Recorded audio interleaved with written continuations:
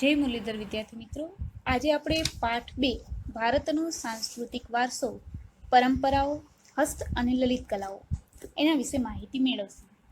સાંસ્કૃતિક વારસો સામાન્ય રીતે માનવ સર્જિત વારસો છે. એમાં પણ હસ્તકલા અને લલિત કલા કે જે હાથેથી બનાવેલું છે એનો સમાવેશ હસ્તકલામાં કરવામાં આવે છે. ભારત સમૃદ્ધ સાંસ્કૃતિક વારસો ધરાવતો દેશ છે, જેમાં મુખ્યત્વે 2 પ્રકારના વારસા છે: ભૌતિક વારસો અને જૈવિક વારસો.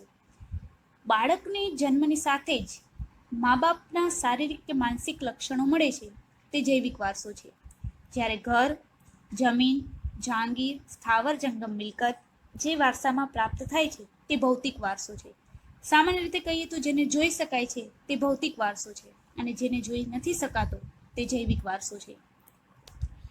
એ જ રીતે આપણે સાંસ્કૃતિક વારસાની પણ વાત કરી હતી કે માનવી પોતાની બુદ્ધિશક્તિ, આવડત, કલા કૌશલ્ય વગેરે દ્વારા જે કાંઈ મેળવે છે અને સર્જન કરે છે તે સાંસ્કૃતિક વારસો છે. એવી જ રીતે સમાજ જીવનના પૂર્વજો દ્વારા આપણને મળેલી પરંપરાઓ, રૂઢિઓ, રીતિ રિવાજો, અનેક પ્રકારની જીવનશૈલી, આ બધાનો સમાવેશ સાંસ્કૃતિક વારસામાં થાય છે. એ સિવાય શિક્ષણ, ખેતી, વ્યાપાર, રોજિંદા જીવનના નીતિ નિયમો, ઉત્સવો, તહેવારો, મનોરંજન, કલા કારીગરી વગેરેનો સમાવેશ પણ સાંસ્કૃતિક વારસામાં કરી શકાય છે. ભારત એ વિશ્વનો પ્રાચીન દેશ હોવાને લીધે એમની ઉત્તમ પરંપરા, મૂલ્યો, રૂઢિઓ, રીતિ રિવાજો અને પરિવાર વ્યવસ્થાની સાથે જ સાંસ્કૃતિક વારસાનું જતન અને જાળવણી કરવી એ આપણી નૈતિક ફરજ છે. ભારતની પ્રાચીન કલાઓમાં 64 કલાઓનો સમાવેશ થાય છે. આ 64 કલાઓમાં હસ્તકલા, કારીગરી, કસબ, હુનર, ચિત્ર, સંગીત, નાટ્યકલા અને નૃત્યકલા વગેરેનો સમાવેશ કરી શકાય છે.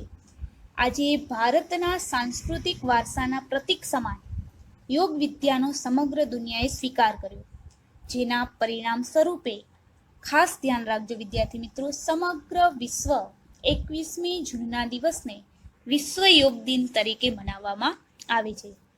આજે આપણે આ પ્રકરણમાં વિવિધ પ્રકારની કલાઓ વિશે સમજવાનું છે.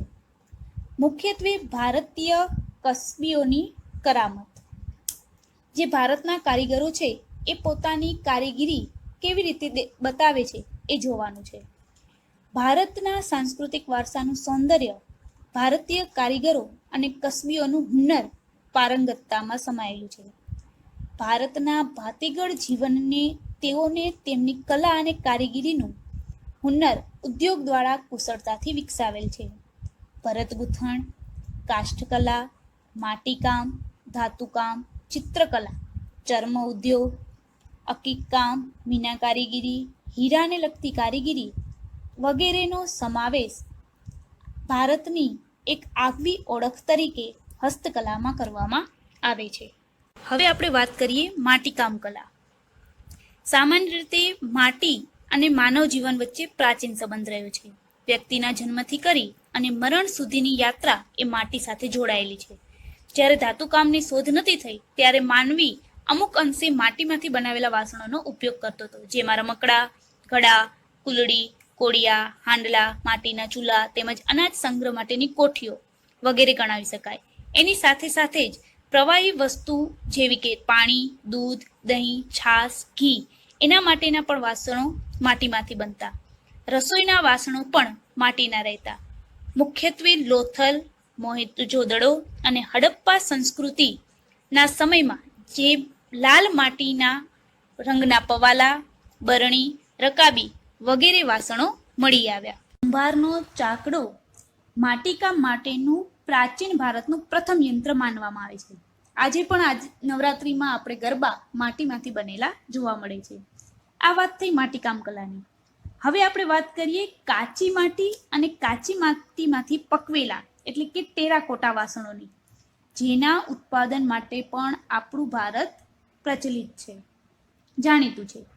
આનો ખ્યાલ મુખ્યત્વે ક્યાંથી આવ્યો તો કે દક્ષિણ ભારતના નાગાર્જુન કોંડા અને ગુજરાતના લાખણંજમાંથી મળી આવેલા અવશેષો છે. હવે આપણે વાત કરીએ વણાટ કલાની.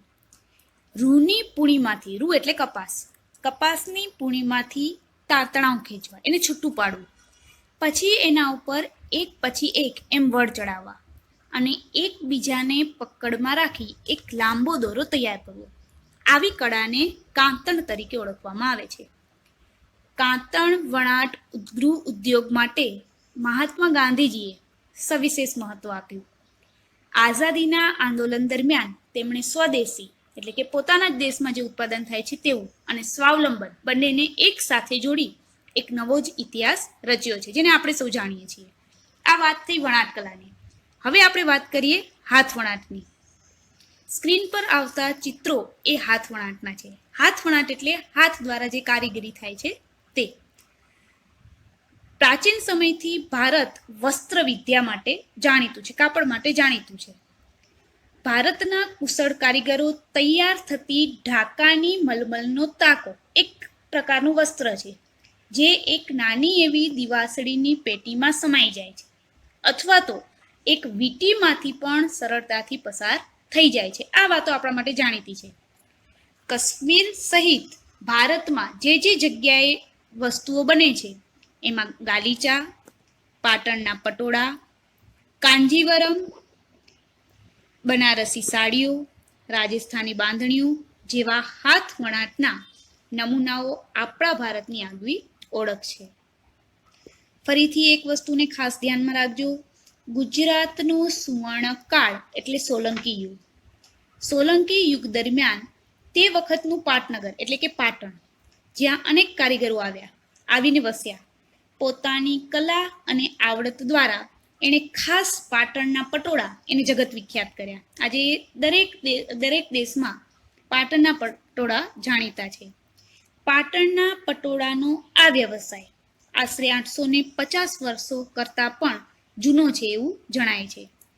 અત્યંત અટપટું, જટિલ અને વધારે સમય માંગી લે એવી કલા હવે માત્ર મર્યાદિત ઓછા લોકો પાસે રહી છે. ખાસ ધ્યાન આપજો, પાટણમાં બનતા આ રેશમી વસ્ત્ર, રેશમી એક પ્રકારનું કાપડ છે. રેશમી વસ્ત્ર બેવડ ઇક્ત, બેવડ એટલે બે બાજુ અને ઇક્ત એટલે વણાટ, જેનું બે બાજુ વણાટ કામ છે તેવું કાપડ ઈ પટોળા તરીકે ઓળખાય છે, જેમાં બંને બાજુ એક સરખી ભાત એટલે કે ડિઝાઇન આપવામાં આવે છે. બંને બાજુ સરળતાથી પહેરી શકાય છે. પાટણના પટોળા લાંબા વર્ષો સુધી ટકી રહે છે અને એનો રંગ પણ જતો નથી. એટલે જ એક કહેવત પડી છે. આ કહેવતને ખાસ ધ્યાનમાં રાખશો. પડી પટોળે ભાત, ફાટે પણ ફીટે નહીં. એટલે કે આ એવું વસ્ત્ર છે કે લાંબો સમય ચાલે છે, ટકે છે, એનો રંગ પણ જતો નથી અને લાંબા સમય સુધી એ ફાટતો પણ નથી. આ વાત થઈ હાથ વણાટની. હવે આપણે વાત કરીએ ભરત ગૂંથણ કલા. મુખ્ય બે સંસ્કૃતિ હડપ્પા અને મોહેજો દડો. ઉત્ખનન સમય દરમિયાન ખોદકામ કરવાથી જે મૂર્તિઓ પ્રાપ્ત થઈ, પૂતળાઓ મળ્યા, એના ઉપર વસ્ત્રોમાં ભરત ગૂંથણ કામ જોવા મળ્યું. ત્યારથી આ કલાનો વિકાસ થયો. મુખ્યત્વે ભારતના પુરુષો, સ્ત્રીઓ અને બાળકો આ વસ્ત્ર ઉપર ભરત ગૂંથણ કરવાની કારીગરી ઘણી પ્રાચીન છે, જે આપણે સૌ જાણીએ છીએ. સિંધુ સમયના સિંધ, સૌરાષ્ટ્ર અને કચ્છ આ ત્રણ પ્રદેશો બતાવે છે સિંધુ સંસ્કૃતિના, કે આ ત્રણ પ્રદેશોમાં સ્ત્રી પુરુષોના વસ્ત્ર ઉપર આવું ભરત ગૂંથણ કામ જોવા મળ્યું છે. અને ખાસ કરીને કાશ્મીરનું કાશ્મીરી ભરત પણ જાણીતું છે. આ વાત થઈ ભરત ગૂંથણ કલાની. આ સિવાય કઈ કઈ જગ્યાએ આ કલા વિકસી છે તો કે ગુજરાતના જામનગર, જેતપુર, ભુજ, માંડવી સહિતના વિસ્તારોમાં બાંધણી અને એના ઉપર જોવા મળતી જુદી જુદી ભાતો, જુદી જુદી ડિઝાઇનો જેવી કે હાથીની ડિઝાઇન, ચોપાટ, પક્ષીઓ અને કળશ. એ સિવાય કપડા ઉપર છપાઈ અને ભરત ગૂંથણ પણ ગુજરાતના બે પ્રદેશો, એક કચ્છ અને બીજું સૌરાષ્ટ્ર, આ બંને પ્રદેશોની સ્ત્રીઓ મોટા ભાગે ગૃહ વ્યવસાય સાથે જોડાયેલી છે. ચંદરવા, શાક, તોરણ, ચાકડા, ઓછાળ, તકિયા, પારણા અને ઓશિકા આ જુદી જુદી કોમોમાં જોવા મળતા વસ્ત્રો છે. પહેરાતા જુદી જુદી કોમોમાં પહેરાતા કેડિયાઓ, આવા વસ્ત્રો ઉપર પણ ભરત ગૂંથણ કલા જાણીતી છે. બીજી એક ખાસ વાત કે કચ્છનો બન્ની વિસ્તાર, ખાસ નોટ કરજો, કચ્છનો બન્ની વિસ્તાર એની એક કોમ છે જત. આ કોમના લોકો આ ભરતકલા માટે આગવી વિશેષતા ધરાવે છે. હવે આપણે વાત કરીએ ચર્મ ઉદ્યોગ. ચર્મ એટલે ચામડું. પહેલાના સમયમાં શું હતું તો કે ભારતમાં જે મૃત્યુ પામેલા જાનવરો છે એ જાનવરોના ચામડાનો વિવિધ રીતે ઉપયોગ કરવામાં આવતો અને એના કારણે ચર્મ ઉદ્યોગ વિકાસ પામ્યો. પ્રાણીઓના મૃત્યુ પછી એમાંથી ચામડું કમાવામાં આવતું. ટૂંકમાં ચામડાને આર્થિક રીતે જોવામાં આવતું. ખેતી માટે કૂવામાંથી પાણી કાઢવા માટે કોસ જે ચામડામાંથી બનતી અને પાણીની મશકો તેમજ પખાલો જેમાં પણ ચામડાનો ઉપયોગ થતો હતો. ઢોલ, નગારા, તબલા અને ઢોલક આ સંગીતના સાધનો જેમાં પણ ચામડાનો ઉપયોગ થાય છે. લુહારની ધમણો, વિવિધ પ્રકારના પગરખા, પ્રાણીઓને બાંધવામાં પણ ચામડાનો ઉપયોગ થતો હતો. ભારતમાં ચર્મ ઉદ્યોગનું આગવું સ્થાન તેમજ તેમાંથી બનતી વિવિધ પ્રકારની ભરત ગૂંથણવાળી મોજડીઓ, પગરખાઓ, ચામડાના પાકીટ, પટ્ટા, ઘોડા અને ઊંટની પીઠ પર રાખવામાં આવતા સાજ, પલાણ અને લગામ તેમજ ચાબુક માટેની દોરીઓ પણ ચામડામાંથી બનાવવામાં આવતી. અમુક પ્રકારના જે વિવિધ સાધનો છે એની વિશે તમે જાણો છો. આ વાત થઈ ચર્મ ઉદ્યોગની. હવે આપણે વાત કરીએ હીરા મોતી કામ અને મીના કારીગરી.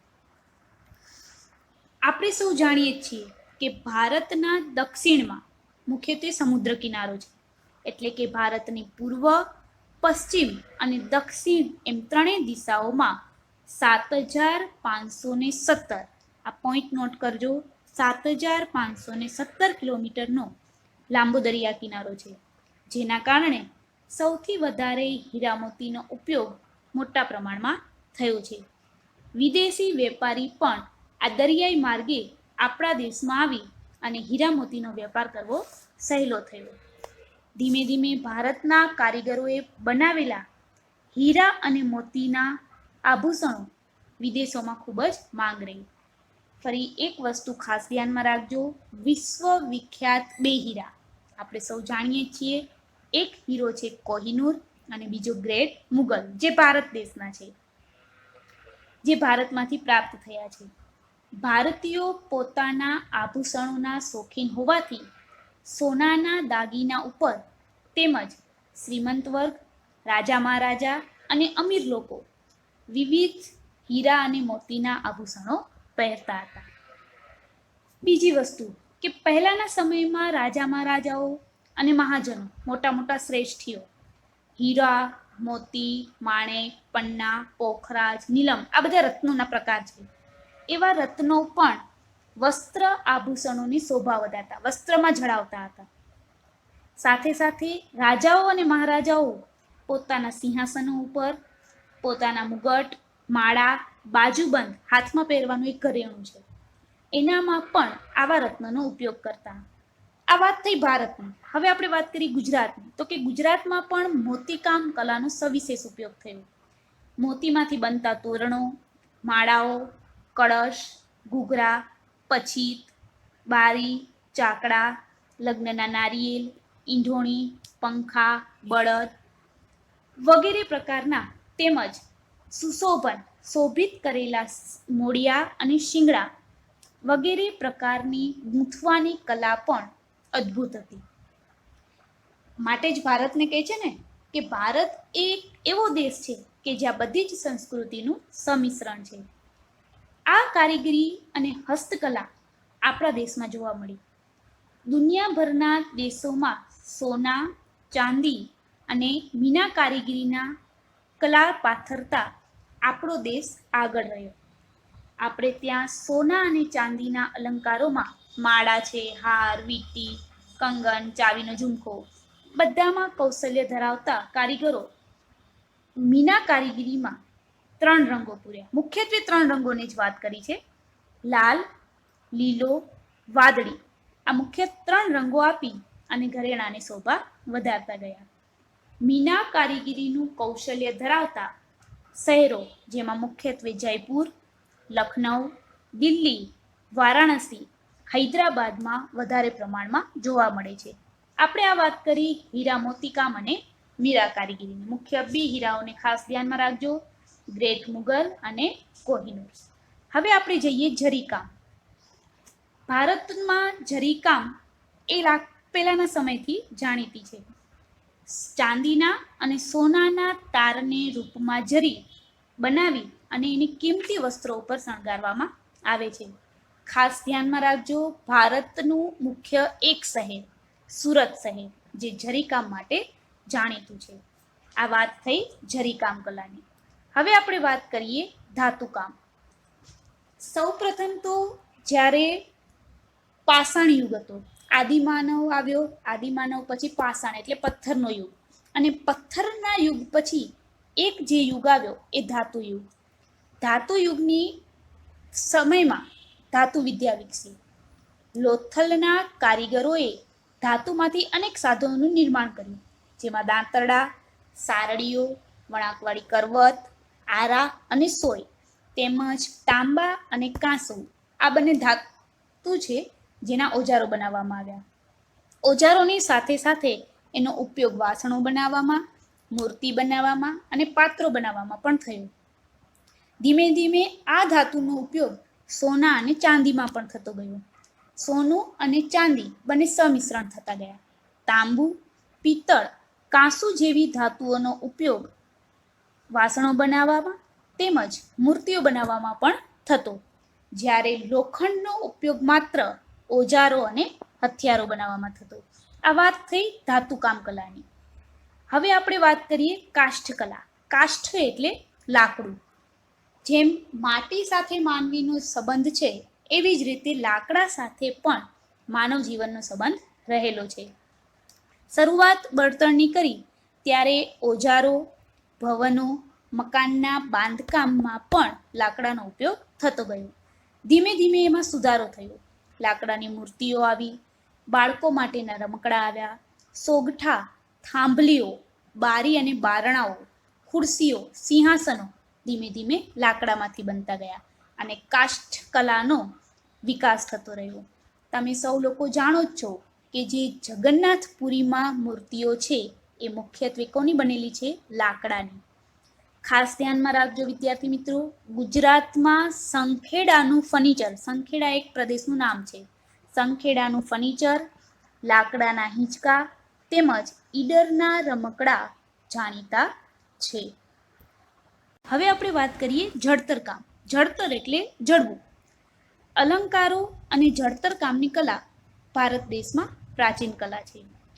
રાજાઓ, સમ્રાટો અને શાસકો તેમજ શ્રીમંત વર્ગો પોતાના સુવર્ણ, સોનાના જે અલંકારો છે, ઘરેણાઓ છે, એમાં પણ હીરા, મોતી, માણેક જેવા કિંમતી રત્નોને જડી દેતા. જડવામાં હાર, બાજુબંધ, કડા, મુગટ, દામણી, વીંટી, નથડી વગેરેને જડીને ધારણ કરતા. વિશેષ કહીએ તો એમાં નિપુણતા ધરાવતા કારીગરો આવા જડતર કામની કલામાં પ્રવીણ હતા. પ્રવીણ એટલે કેવા? તો કે જાણીતા. રાજસ્થાનનું ખાસ ધ્યાનમાં રાખજો, રાજસ્થાનનું બિકાનેર ઘરેણાના જડતર કામ માટે જાણીતું છે. આ વાત થઈ જડતર કામ કલાની. હવે આપણે વાત કરીએ અકીક કામ. અકીક શું છે? તો અકીક એક જાતનો પથ્થર છે અને એ પથ્થર કેવો છે? કિંમતી છે, જેને ઘરેણામાં ઉપયોગ થાય છે, માળાઓ બનાવવામાં અને મણકાઓ બનાવવામાં. અકીક મુખ્યત્વે ખીણ પ્રદેશોમાંથી મળે છે અને એક કિંમતી પથ્થર છે, જેમાં મુખ્યત્વે અકીક ચકમક એટલે ચળકાટ ધરાવતો, અર્ધપારદર્શક, જેને આરપાર જોઈ નથી શકાતો તેવો અને સુંદર રાતો પથ્થર નામ છે કાર્નેલિયન. કાર્નેલિયન એ મુખ્ય છે. ખાસ કરીને સિલિકા મિશ્રિત, માટી મિશ્રિત, ભૂરા અને સફેદ રંગના જે પથ્થરો છે એવા પથ્થરોને આપણે અકીક તરીકે ઓળખીએ છીએ. અકીક માટે ગુજરાતનું મુખ્ય એક શહેર ખંભાત, સુરત, અમદાવાદ અને રાણપુર વિસ્તારોમાં પણ જુદા જુદા આકારના અકીકના પથ્થરો મળી આવ્યા છે, પણ મુખ્યત્વે જે ઉદ્યોગોનો વિકાસ થયો છે એ ખંભાત ખાતે. અહીંયાથી જે મળતા હોય, માનો કે સુરત છે, અમદાવાદ છે અને રાણપુર, ત્યાંથી મળેલા આ પથ્થરોને પણ અલંકાર બનાવવા માટે ખંભાત મોકલવામાં આવે છે. એના ઉપર અલગ જાતની પહેલ પાડવામાં આવે છે, અનેક પ્રક્રિયાઓ થાય છે અને પ્રક્રિયા પછી એને અલંકારોમાં જડવામાં આવે છે. અકીકના પથ્થરોની માળા અને મણકાઓ તૈયાર મળે છે. આ વાત થઈ અકીક કામની. હવે આપણે વાત કરીએ ચિત્રકલા. હસ્તકલાનો છેલ્લો નમૂનો ચિત્રકલા. ચિત્ર આપણે હાથ દ્વારા જ જોડીએ છીએ. ચિત્રકલામાં સૌથી વધારે અગ્રિમ સ્થાન ધરાવે છે, જેમાં રંગ અને રેખાઓ.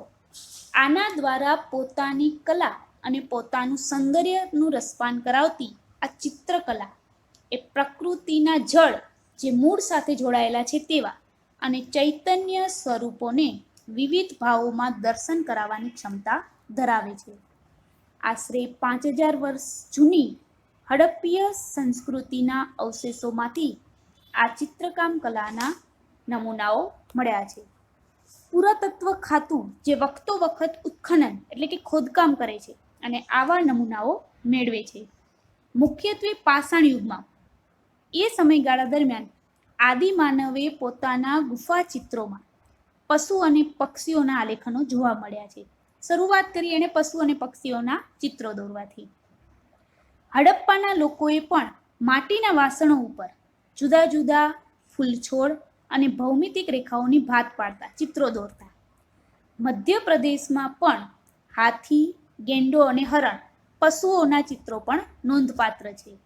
અને મુખ્ય ગુફાઓ અજંતા અને ઇલોરાની ગુફા, કે આ ગુફામાં પણ ભારતીય ચિત્રકલાના અજોડ નમૂનાઓ જોવા મળે છે. એ સિવાય ભારતની એવી પરંપરા છે કે એ મંગળ પ્રસંગોએ સ્વસ્તિક એટલે કે સાથીઓ, કળશ અને ગણેશના ચિત્રો દોરવા એવા કેટલાક વિસ્તારોમાં રંગોળી પૂરવાની પણ પ્રથા જૂની છે. આ વાત થઈ હસ્તકલાઓની.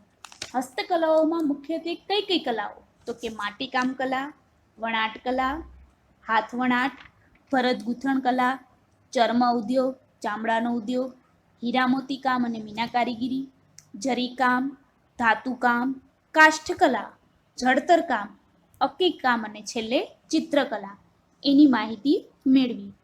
હવે પછીની જે લલિત કલાઓ છે એની માહિતી આપણે આગળના વિડીયોમાં મેળવીશું.